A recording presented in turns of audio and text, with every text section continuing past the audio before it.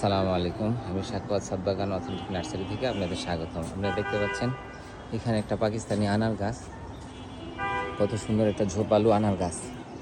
এই গোড়াটার ভিতরে দেখেন পলিথিন দেয়া।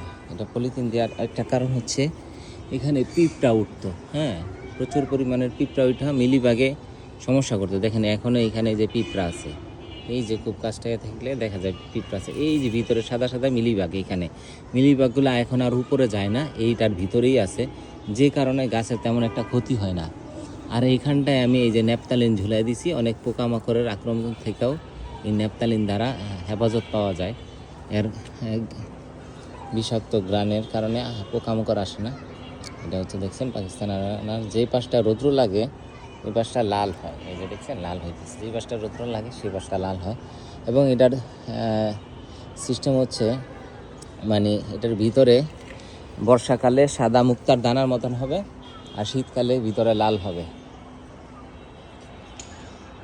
আসসালামু আলাইকুম। আজকের মতন এখান থেকে বিদায় নিচ্ছি। আমি সাকুয়া।